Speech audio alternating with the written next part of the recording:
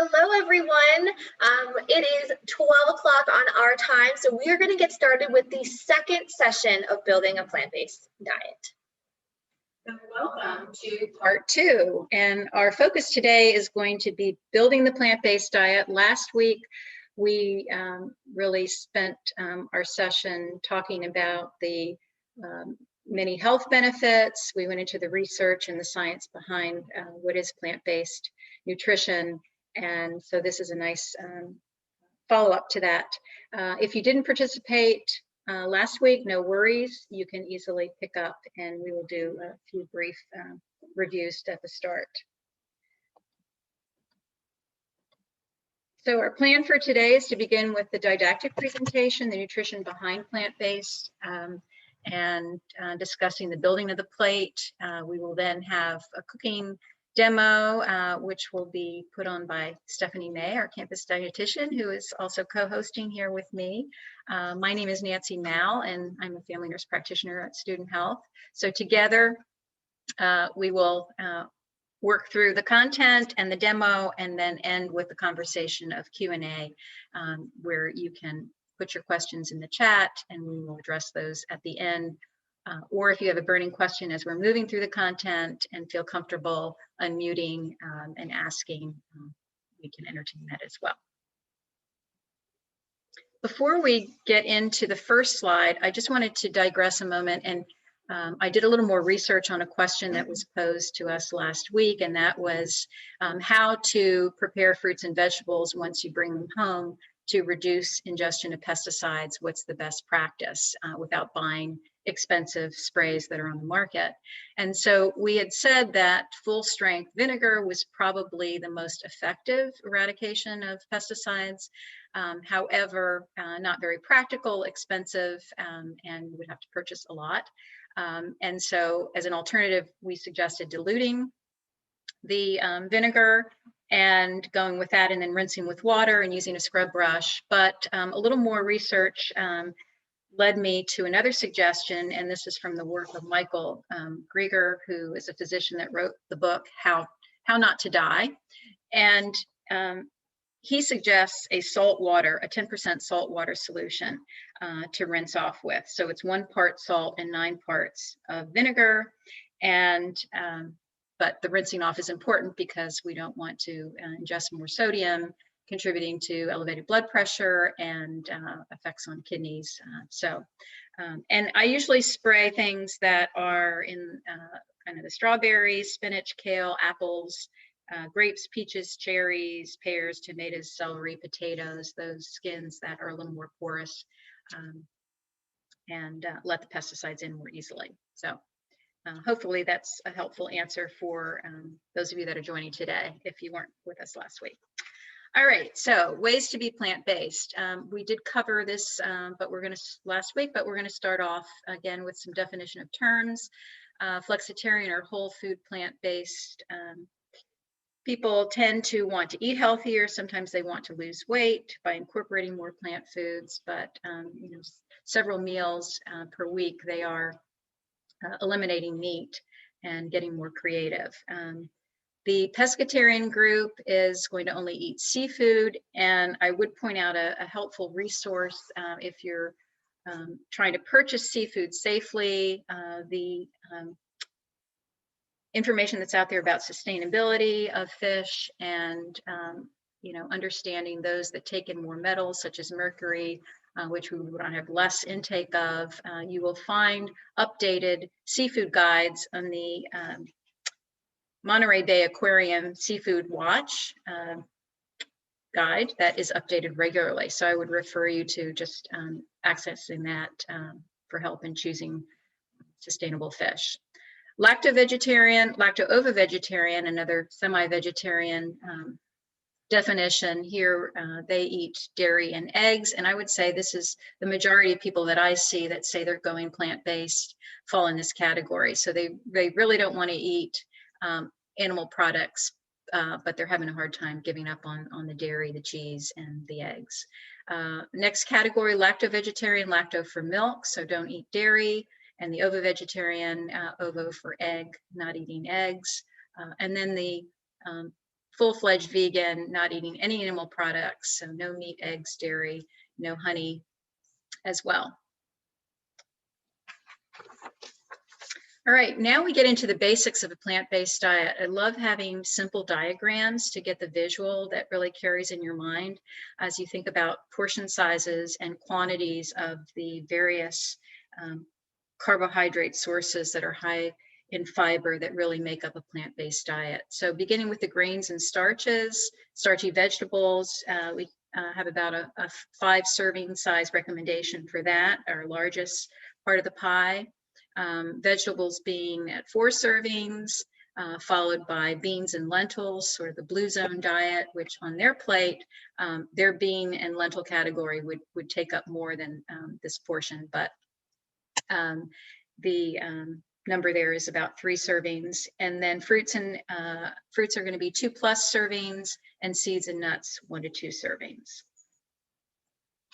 So yeah, this is a little bit different from the My Plate, which was a change in a way to present nutritional information from the traditional pyramid from the early 90s. And then the My Plate came out in 2015.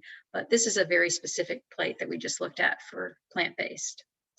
All right, so the big question, will I get enough protein on a plant-based diet? And we're here to tell you the answer is yes, and these are the reasons why. You can see many top sources of vegetarian protein. Some fall in the dairy category, so they're not 100% vegan, but I wanted to speak about a couple of them that you may be less familiar with. First of all, the tempeh. This is a fermented soybean cake. It's important for gluten-free cooking.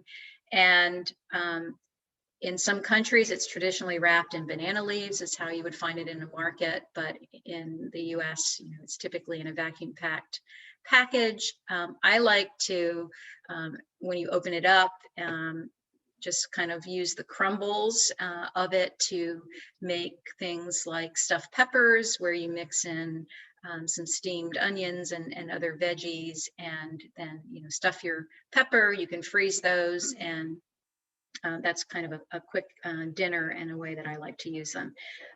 So that's the tempeh. 1 cup is 33 grams. That's a whopping source of protein, because we're going to explain how much you should get per day in just a minute based on body weight and gender. The seitan is 1/2 cup at 32 grams. So again, packed with protein. Here you have to watch the sodium a little bit. It is a high protein wheat gluten, and it does lack some amino acids, but you can fix that by using the liquid amino acids made by Bragg, which is a soy protein liquid that enhances flavor. This product comes either ground or as slices or strips.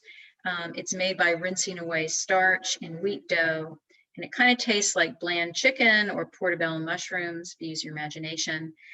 You can pan fry with it. You can add different spices. You can put barbecue sauce on it and grill it. So it does have lots of versatility, and you can buy it in Whole Food stores. Want to just go over a formula for how much protein is the right amount. You'll see there to the right, 0.8 grams per kilogram of protein per day. And so if we look at an average weight person of 150 pounds, and we know that 2.2 pounds equal a kilogram, if we divide that out, comes to 68 kilograms. And if we multiply 68 kilograms times the 0.8 grams per kilogram of protein, we'd come up with a figure of 55 grams per day for that size individual.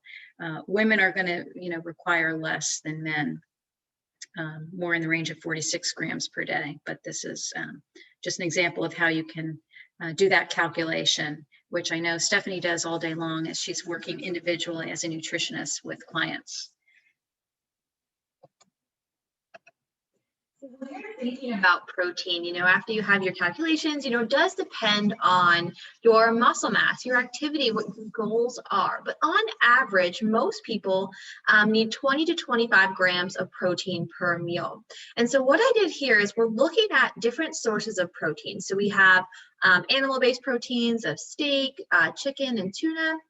Then that middle column is more dairy with eggs. So thinking about yogurt, cottage cheese, and then hard-boiled eggs. And that last column, we've got the plant-based proteins. So black beans, almonds, peanut butter, things along those lines. And what we want to talk about is, the availability of this protein and really the digestibility of the protein. So animal proteins are very easily digested. Your body absorbs them, not an issue. With those plant proteins, they tend to have a lot of fiber that slows down digestion, takes a little bit more, and it takes a little bit of a larger portion to get up to where you need. And if you think back to Nancy's previous slide, you need 1 cup of tempeh, you need 1 cup of tofu, you need quite a large portion size versus 3 ounces of steak, which is about the size of your palm, right? So when you're on a plant-based diet, think about not just replacing protein, ounce for ounce, but really thinking about those grams that it contains per meal with the goal of 20 to 25 grams. And so you can do this by, including things like quinoa that have great protein sources, or black beans on your same dish, because with the plant-based diet, you don't necessarily have that one food that just contains protein. It always contains protein and carb with some healthy fats. There's always a mixture of food as well. And the last thing I want to look at here is the peanut butter. So to get the 20 to 25 grams of peanut butter, you have to have 7 tablespoons. Now, I personally love peanut butter. That would not be an issue for me. However, calorically, you want to think about looking at how much peanut butter or how many calories from peanut butter you're getting. So that would be nearly 660 calories of peanut butter just in that, 1 20 to 25 gram serving. So yes, peanut butter has some protein, but it's more of a healthy fat in most diets.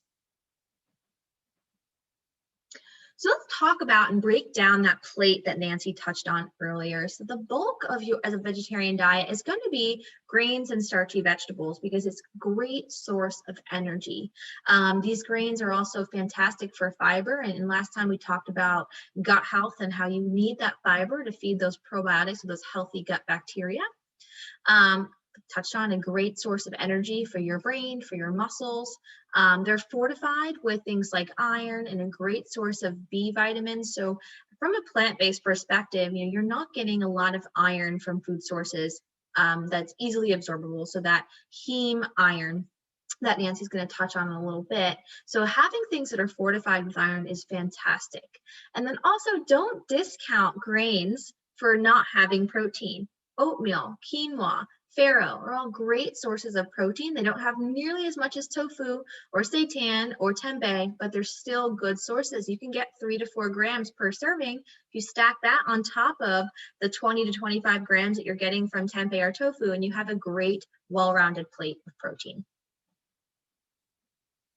Next, we have fruits and vegetables. So as a plant-based eater, you want to make sure you're still adding a lot of color to your plate. Color equals diversity. So you don't want to be stuck with a lot of browns and beiges and yellows. Think about adding that depth of color. Can you add a purple from eggplant, or a deep red from a pepper, or a purple maroon from a beet? How can you add these really rich colors that not only provide some fun on your plate, but also bring in some really good nutrients and antioxidants as well. Those antioxidants and vitamins and minerals are what protect your body against things like cancer, cardiovascular disease. They help your immune system, especially nowadays. I know we're all focused on our immune system. So making sure that a significant part of your plate is is based in fruits and vegetables, but more specifically looking for 2 or more servings of fruit per day and 4 or more servings of really colorful vegetables every day. Then we have beans and legumes, and these are a great source of protein for plant-based eaters. Chef Steven did a demo last week where he cooked red lentils in the microwave. Very simple, took less than 20 minutes, and you have a really, really quick meal. So if you're looking for that recipe, be sure to check out the recording from last week. But you can get beans and legumes in a variety of different sources. So the most obvious being the dried and canned beans, really quick. If you want to choose canned beans, choosing some that are lower in sodium is always your best option. And then once you get them out of the can, give them a quick rinse to get some of that liquid off as well, which tends to have more of the sodium in them.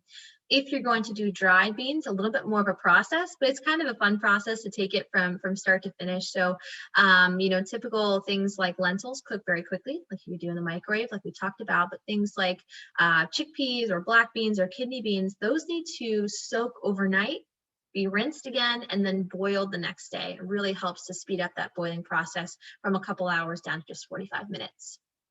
Then you have soy protein. So you can find soy in a variety of forms, but the most apparent and most obvious are typically things like tofu, tempeh, and edamame.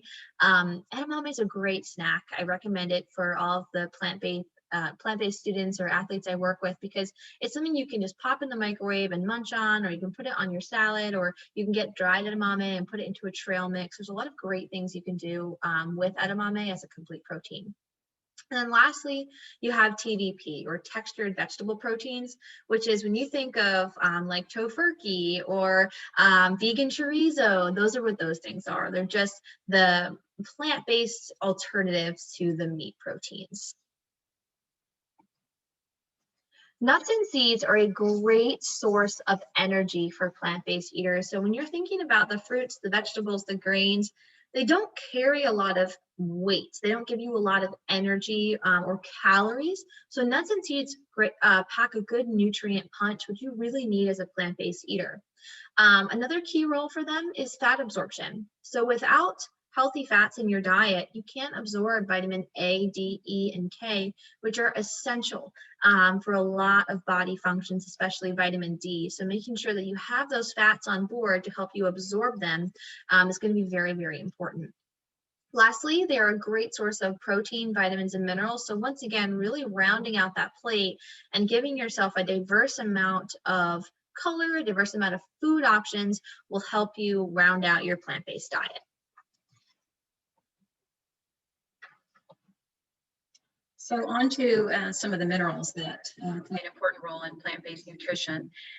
Iron, generally speaking, compared to people who eat meat, vegetarians tend to consume more iron, but iron in plant foods is not absorbed as efficiently. So there lies the problem. The body attempts to regulate iron absorption. So if there's not enough circulating, our intestines will boost absorption. And if there's too much iron circulating, the intestines will decrease absorption. But there are many folks that have intestinal medical issues that do affect and cause malabsorption issues. So that becomes sometimes something that we're kind of very involved in trying to figure that out and help people understand their deficiencies. The iron is a mineral, as we said. It's needed for red blood cell oxygenation uptake, so oxygen really equals energy. And there are different types of iron. The heme iron, which is animal-based, is the most readily available type, and it's easiest to absorb, but it does have some toxic effects. It's found primarily in blood and in muscle, but this type of iron can generate cancer-causing free radicals by acting as a pro-oxidant. So too little can lead to anemia, but too much can increase some of the things we talked about last week as chronic medical problems, including cardiovascular disease, diabetes, obesity, and the cancer risk. The non-heme variety is plant-based. And so the phylates, which are found in whole grains and beans, limit the non-heme iron absorption. So that is something that we have to be aware of. And perhaps phylates should be considered vitamin P because of their role in this whole iron discussion. The non-heme iron, to increase the absorption, since that's an issue, we have to be aware that vitamin C is important to aid with absorption. So vitamin C rich foods with meals when we're taking iron needs to happen. And actually, if we just eat an orange, we can increase absorption of iron about 3 to 6 fold. You can do it with orange juice and other citrus foods. Also avoid drinking coffee and tea with meals, and avoid eating high calcium foods. So there are some things to be aware of if you are needing iron supplementation. Many, many good sources of iron include dark leafy vegetables such as spinach, kale, and arugula, kidney beans, lentils, black-eyed peas, whole wheat, breads, oatmeal, fortified breakfast cereals, fortified milk alternatives such as soy and almond, hemp and pea, and some dried fruits, including apricots, prunes, and raisins. So there is a recommended dietary allowance at 8 milligrams for men, 18 for women. And we do often monitor this in the blood as we're trying to identify reasons why someone may complain of fatigue and be struggling with an iron deficiency, whether it's iron storage or iron carrying capacity in the blood. Okay, another important mineral is zinc. This is not found in large amounts in plant foods, and it's very important for our immune system, for wound healing, and for mental alertness. So a zinc deficiency can actually, even in children, be a factor in poor growth and delayed sexual maturation. As we said, wound healing may be a problem for somebody that's had a major surgery, so it might be checked in that case.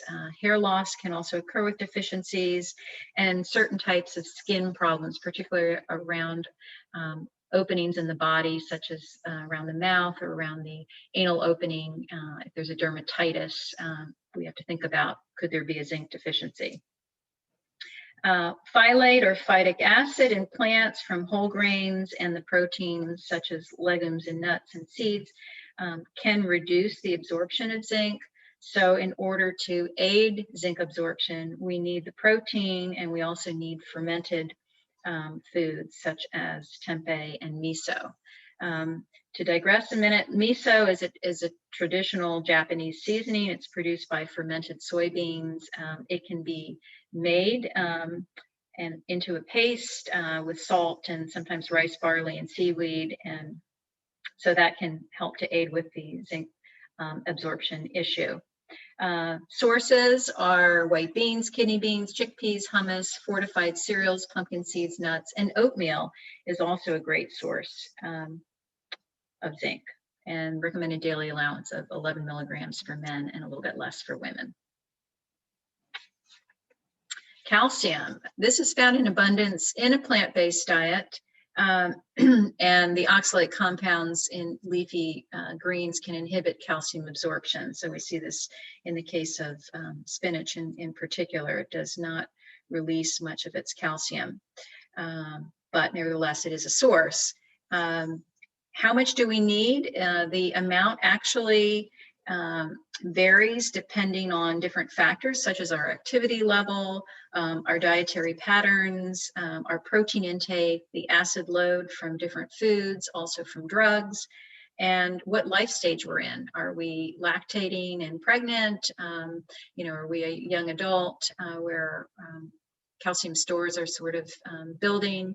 And are we also entering later stages of life where we're going to need more? But just sort of a ballpark average intake would be about 1,000 milligrams per day, and that's adjusted based on the various factors that I just mentioned. Sources would be low oxalate greens such as bok choy and broccoli, Chinese cabbage, collards and kale, tofu, calcium fortified milk alternatives, and milk and yogurt.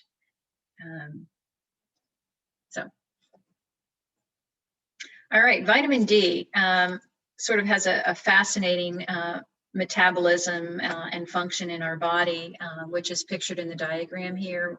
We'll look at the physiology in a minute briefly, but it supports calcium absorption and utilization and muscle function, and helps protect against cancer, specifically colon and breast cancer, and probably prostate cancer. It also plays a role in mental health, and the tie-in there is that folks that have mental health issues may not be getting as much sunlight, which is where the primary conversion happens, so they may not be getting out as much and as active. They may not also be paying attention to consistent, good nutrition, and getting the vitamin D from food sources. So they tend to be sometimes deficient. So basically the conversion happens when vitamin D is manufactured in the skin as it absorbs light, and then vitamin D is ingested through our foods and through supplementation. It's absorbed into the small intestine. It's carried to the liver by the blood. And once in the liver, the vitamin D turns into a primary circulating form of vitamin D. And then in the kidneys, vitamin D is transformed into another active form, which is actually D3, and that's what's most commonly taken as a supplement if you're buying it off the shelf.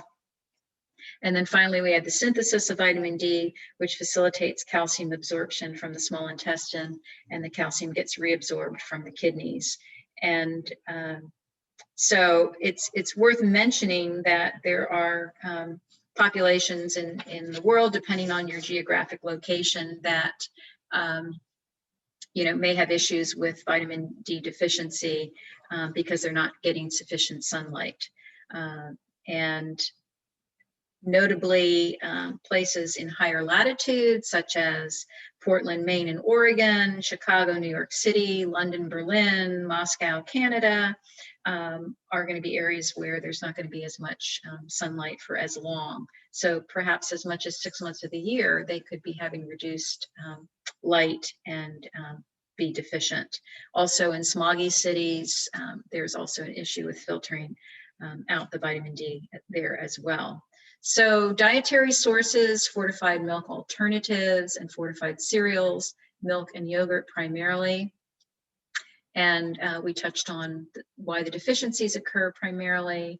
The dietary allowance was more recently adjusted to be 600 international units per day, and 20 minutes of sunlight or on unprotected skin is recommended. But if you have dark skin or if you're older in age, then you may need as much as 30 minutes. And of course, if we're really putting emphasis on wearing sunscreen and shutting out the harmful rays, you're not going to be getting as much vitamin D conversion in that case. So that's when supplementation becomes necessary for many people. And typically a range of 1,000 milligrams a day of the D3 is what's recommended. We do measure this vitamin in the blood, and that tells us how much we need to suggest for supplementation. And B12, we touched on this last week, dietary sources. This is our vitamin that is essential for blood cell formation and the nervous system. It's not made by plants or animals, and so it's actually made by the bacteria in the soil, which is rather fascinating. Meat and dairy contain trace amounts due to the bacteria found in animal intestinal tracts, but if we're vegan, we're not going to be taking those in. So it is easy to become deficient. We spoke last week about the nutritional yeast product, which kind of looks like fish food. It comes in a shaker dispenser, and that is a great source of B12 that can be added in and sprinkled on foods, salads, etc., throughout the day to enhance our B12 intake. We need an acid to separate from the protein and intrinsic factor to carry through the intestines. And there are certain medications that can play a role in blocking absorption. Metformin, which is a drug that's used to help with insulin resistance problems. But the acid blockers, which are now many over-the-counter products such as Pepcid, can be an issue. And so if we know an individual is taking those, we do have to measure B12 and stay on top of that. So our recommended allowances are listed there in micrograms. So why is it important to transition slowly? We will also bring this out on the next slide as we talk about some of the side effects of just taking in a lot of protein or a lot of fiber and protein too fast, and how that contributes to gastrointestinal symptoms through a high fiber diet. But Also, just think about these three factors. You can, it's a little bit overwhelming at the start when you're thinking about going plant-based. So you want to think about vegan foods that you already enjoy and would like to try, and kind of keep a list. And then don't be afraid to rely on packaged foods. There are many packaged foods that are vegan. Canned natural soups, if we watch the sodium, make sure they're not made with milk. They're good choices. Pre-made salads, and then meatless options, which can be anywhere from our meatless hamburgers to chicken patties to sausages and hot dogs and things like that. The limited protein intake as we're transitioning to a plant-based diet is key, because we just want to be more comfortable with plant-based proteins in general and be aware of the nutrient deficiencies and how to correct for those. So as we move on to just reviewing the GI issues, again, add fiber slowly, make sure you're taking in enough water to reduce the bloating, the gas, and keep your bowel movements moving properly, avoiding cramping, kind of irritability in the bowel as well. Next slide. So there are several strategies that we talked about last week when it comes to a plant-based diet, and Nancy really just kind of spoke about this in the last slide, but really transitioning slowly will help you make sure you're getting enough protein and help you also control that GI impact. So for example, you don't want to go from not eating much fiber now to a very high fiber diet, because you will back yourself up and cause some bloating and GI discomfort, or you also can put yourself at risk for nutrient deficiencies if you haven't learned to like tofu in different ways. So to get started, typically I recommend starting just choosing plant-based meals 1 to 5 times per week. So what does that mean? Maybe for breakfast, you're making a tofu scramble instead of an egg scramble, and you're adding, different curries and things to make them smell or taste really good in the morning. Or for lunch, you could do a veggie burger over quinoa and cooked vegetables, and then just go back to your traditional meat dinner. But start off very slowly and get to know what sort of plant alternative proteins you like and how do you like them cooked. Because I have some people say, oh, I don't like tofu. No, you don't like tofu baked. Maybe you like it scrambled. Maybe you like it in different things. There's a lot that you can do with tofu because it is so versatile and almost bland in a sense, so it can really take on whatever you put it with. Then you can transition maybe after a week or two or up to a month, transition to that pescatarian or vegetarian diet where you really start incorporating maybe 1 solid meal, maybe 2 solid meals per day that are plant-based. So thinking about breakfast, maybe a traditional yogurt with berries, at lunch, having a tofu-based lunch, and then having a fish with lots of great, well-rounded plants for dinner. A lot of people stop there, but then there are some who go all the way to vegan. That's where you completely eliminate all animal products. That would be also including honey because it's made by bees. So starting off with, say, oatmeal or a quinoa bake for breakfast. The recipe that Chef made last week, after we ended the call, we said, wow, you could do that quinoa really easily in the microwave and make it a protein-packed breakfast bowl. If you wanted to add sunflower butter and bananas and different berries and all these nuts and seeds on top, you could have a fantastic breakfast bowl. So again, if you haven't looked at that recording, hop onto the wellness website, look at their YouTube channel. It should be posted up there. Then for lunch, you could do a tempeh brown rice bowl with roasted vegetables, so kind of a play on a Chipotle bowl. And then for dinner, you can finish out with a black bean burger with veggies and hummus. Lots of great alternatives for black bean burgers out there, and you can also make some on your own. If you have lentils left over or black beans left over, you can just mash them up, add an egg, some breadcrumbs, some curry powder, and just put it in a patty, and you've got a really quick and easy veggie burger. And the best part is it's really inexpensive to make these plant-based alternatives, especially if you already have them at home and you already have the leftovers. Let's talk about plant-based milks. And so a lot of people, the most popular one is typically almond milk. Now, the key here, I want you to look at the protein content. You'll see that the highest protein content is in the soy milk and the pea milk. So if you are trying to get, increase your protein and you're reaching for almond milk or hemp milk, you're going to sell yourself short. You're not getting the biggest bang for your buck. And that's why I recommend that when people transition to a plant-based diet, start off with the soy or a pea protein milk, or now they make a lot of blends. But this will give you the biggest protein impact while you slowly transition all of your other foods over to plant-based. However, if you like the flavor of almond milk, that's fantastic, but just making sure that you're paying attention to where you're getting protein everywhere else the rest of the day. Plant-based yogurts have come a long way. Nancy's laughing too.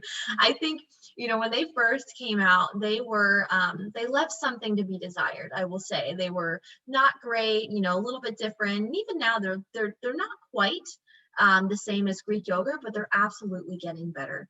So, give one a try. If you don't like that brand, try a different one. They're all very different. And even if you don't like that brand, there's still a lot you can do with yogurt outside of just eating it as yogurt. You can get a plain plant-based yogurt, add some onion powder, some ground garlic, some curry, and now you've got a really great replacement for sour cream on tacos or different sorts of meals. So there's a lot you can do with yogurt to help fortify your body with calcium, with vitamin D, and a little bit of protein, depending on what that yogurt is made of. If it's more of a almond milk yogurt, you won't get as much, but the pea protein yogurts or the soy yogurts are great sources of protein. Eggs. Eggs are a little bit of a difficult replacement because baking is such a science. It really takes a fabulous mind to be able to remove eggs from a recipe and get the same result. I do not have that fabulous mind, but I do try my hardest. So, some things you can do if maybe not baking necessarily, but for example, if you're making that black bean burger and you want to use an egg, you don't want to use an egg as a binder, you can use ground flaxseed and water to help bind that together. You can pulse chia seeds in a smoothie maker and then add some water and they will create a gel as well. So there's a lot you can do for savory meals to help create that binding aspect.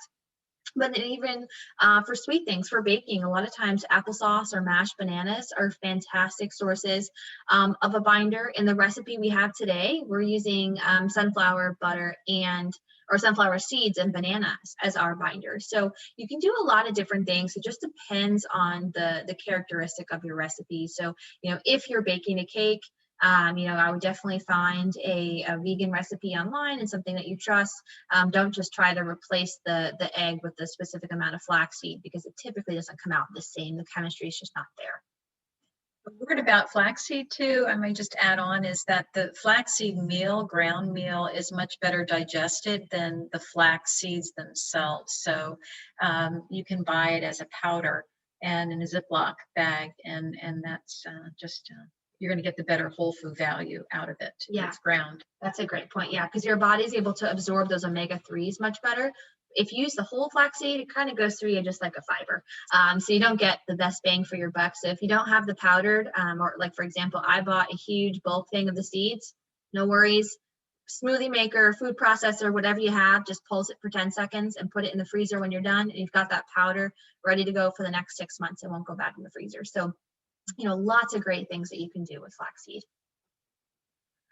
This is a worksheet that we're going to email out after, but just helping you transition and really think through that process. I love having written things in front of me that help me plan and work through things. And so the way we want you to kind of manipulate this worksheet is writing down everything you're doing now in a day. What do you typically do for breakfast, lunch, dinner, snacks? And how can you pick 1 or 2 things a week to transition to plant-based?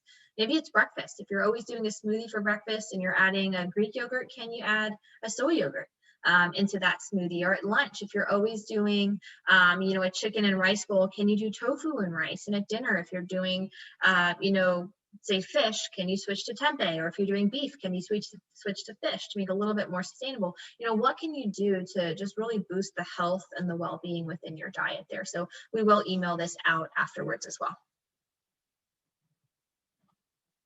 All right, so give us a moment here while we reorganize. Our chef Stephen, who was here last week, he had to run to the dining hall to cover another station. So I'm going to pseudo take over his demo. I'm going to walk you through the recipe and just show you how to finish off the product. So just give us 30 seconds to reset the room.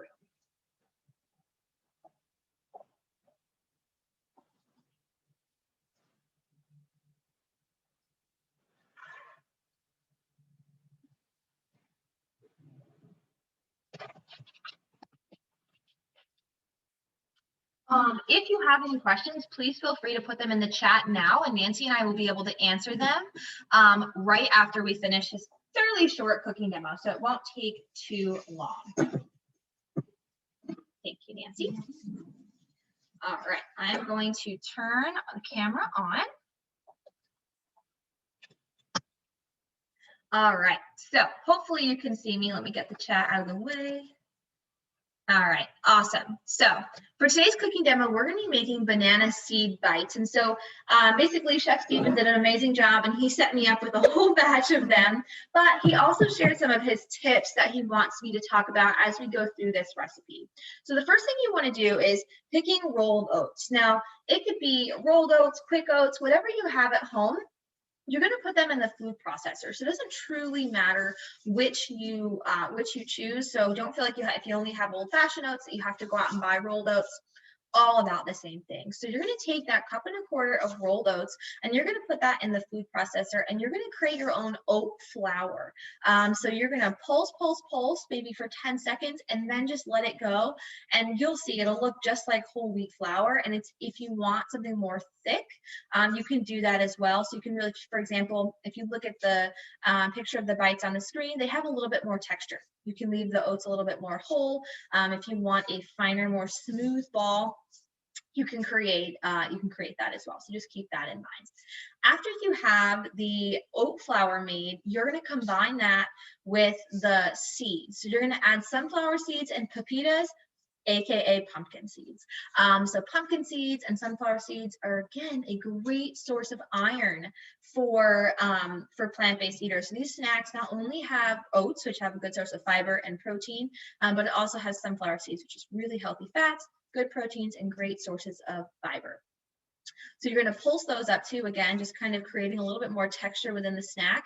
And then you're going to add the banana, seed butter, syrup, and cinnamon. And so one caveat that Chef Steven said is you might get a big ball of half of your blender mix and half of it not. So at this step, if you need to put it into a bowl and kind of hand mix it, or if you have toddlers at home, this is a really nice messy job for them. Have them kind of get into it and mix it up. It's a really great option. And then this final step, this is where I come in for Chef. So he made, I can hold the texture up so you can see that it's all over my computer, but that's okay. It holds up pretty well. It tears apart, almost the equivalent to like a Cliff Bar, if you have one of them before. And you could smell the sunflower butter. And for those of you who haven't had sunflower butter, it's a much more nutty, savory, kind of more earthy nut butter. It's not quite like peanut butter where, you know, I don't know, has more peanut butter taste, I guess. Sunflower butter is much more nutty. So it's kind of a great balance to this sweeter banana. And then with that banana, you want to make sure you're using a very ripe spotted banana so it's easily mashed. Also helps on the sustainability side because you're reducing your food waste. You're using bananas that would otherwise go bad.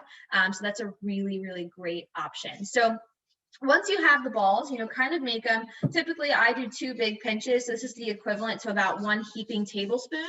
Just kind of roll them into a ball. I recommend gloves, otherwise you'll have skin cell bites as well. So put some gloves on, and then you can just take them and put them into an airtight container, and they'll stay there for up to 5 to 7 days. So you can take 3 or 4 for you as a quick snack, bring them with you. You can have them at the office or before you work out. They're a fantastic source of energy if you're really trying to give yourself a pick-me-up in the middle of the day, because yes, they have those quick carbs that'll give you fuel from the oats and the maple syrup, but it also has that fiber, protein, healthy fats that'll give you that long-term energy as you're trying to get from lunch to dinner. So with that, I'm going to continue rolling some balls, and Nancy and I can start answering some questions. I have a question. Yeah. Are these freezable? And absolutely. Okay. Yes. So you can freeze these. You can freeze these, and you can freeze them for up to 6 months. So the beauty of it is, you know, once you've frozen them, you can take them out and defrost them in small batches. So that's a great question. Yes, you can. All right, so let's get to some of our questions here. I'm going to make this bigger so we can read it. All right, so the first question says, benefits of flax seeds and chia seeds. How many eggs per week is healthy? This is 3 questions. Goodness, Carmen, we got you though. All right, so the benefits of flax seeds and chia seeds. So they are really good sources of ALA, which is alpha-linolenic acid, tongue twister, which is converted to the body to omega-3s. So omega-3, is really powerful when it comes to heart health, brain health, eye health. There's so many good things about omega-3s, but remembering that when it comes to flax seeds, make sure you pulse them up because your body just thinks of it as fiber and will push it right through. So Nancy made a very good point there. Make sure you're pulsing them up as well. Do you want to answer the egg question? How many eggs per week is healthy? You generally say 3. It depends on the person. So, the new research coming out says that there's not necessarily a number of eggs you want to limit. For when I used to work in the healthcare center at the hospital, I ran the cardio floor, and we would recommend no more than 2 eggs a day. Simply because of the cholesterol. However, if you're following a plant-based diet or even mostly plants where you have a lot of fiber in your diet, Nancy talked last week about how cholesterol helps, or excuse me, the other way around, fiber helps to lower your cholesterol. So, there is a really good benefit there. So I would say no more than 3 yolks per day. If you're someone who loves eggs, you can absolutely do like 2 yolks and 2 whites, right? And you can get the carton of egg whites so you're not wasting that yolk as well. So again, it really depends on your cardiovascular risk and your family history, what's going on, but typically 2 to 3 a day is a good cap. Is coconut oil healthy and in which amounts? So coconut oil is a saturated fat. So I think of it just like butter. Yes, it's a plant, it's still a saturated fat. So, don't, if you're going to deep fry something in butter, think of it the equivalent of coconut. Just because you deep fry it in coconut doesn't make it a healthier product. It still has saturated fats. It still has fats, which have those 9 calories per gram that we talked about last week. So yes, it's plant-based, but don't let social media and the news fool you. It's still a fat and it still has some saturated fat as well. So this is where it's all about balance. Butter is great in moderation. It's when we start getting into those all day, everyday options where you're putting butter on everything that we get a little bit sticky. Peanut butter, healthy amount per day to avoid too much saturated fat. So typically 3 eggs per day, Carmen. So typically with peanut butter, a healthy amount, I say if you want to do a tablespoon or 2 on your toast or your bagel in the morning, that's fine. It's really about balance and where your fats are coming from. You need fats in your diet to help you absorb vitamin A, D, E, and K. Too many of us, I'm from New York, and like everyone I know up there is deficient in vitamin D. So we want to focus on making sure we're getting those healthy fats in. So one thing with peanut butter, as a side caveat, is sodium. So if you can find the lower sodium or no sodium added, and buying the natural peanut butters is always the best option because they don't have the emulsifiers and all those ingredients. There should be at maximum 2 ingredients in peanut butter: peanuts and salt, and that's it. So a fun trick with the natural ones, because I know a lot of people don't like to mess with the oils and all that mess. So what you do is as soon as you buy it, get it home and flip it upside down so that all the oil goes to the bottom of the jar. Then flip it back over the next day, put on your favorite song and rock out for 2 minutes and 30 seconds, and then put it in the fridge. You'll never have to mix it again. So that's what I do. And you never have to mix it because I hate mixing and the oil gets everywhere. So yeah, you can definitely do a tablespoon or 2 a day. Yeah. Wait to try. Go ahead. Do you want to take a question, Nancy? Okay. Instead of sunflower seed butter, if that is what I have in my pantry. Yes, yeah, definitely. Again, just watching the volume because of concern for the fat content. However, as I mentioned last week, there are definitely individuals that follow plant-based nutrition who have trouble keeping weight on. So the goal isn't always weight management alongside of being plant-based, but Yeah, that's great. And then, do products with soy need to be limited? We are going to discuss that more in depth next time as it relates to cancer and dispel some of those myths about the correlation between excess soy intake and breast cancer, which is pretty much in the research considered to not be a concern any longer. So again, things in moderation in general are good motto. I agree with that. Any other questions before we wrap up for today?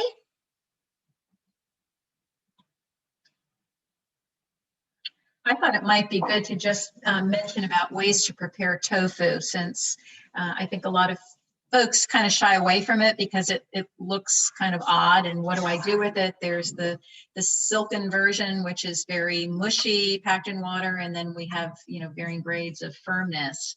But ways to get the water out of it so that you can work with it better would be, it can be frozen, and then as it's thawed, that draws some of the water out.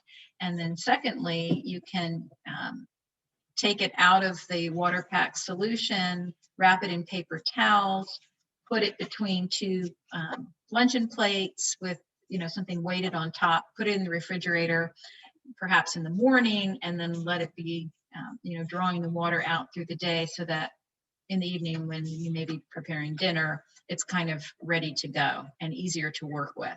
So those are just a few tips I have. Do you have anything else to add? Those are great tips. I definitely recommend pressing your tofu. It's very liquidy if you don't. And then, you know, if you want to do a 2-day process where you prep it for one, like you prep it one day, like Nancy mentioned, and then the next day marinate it in something, it'll absorb it a lot better because all that excess water is out of there. So I think that's great.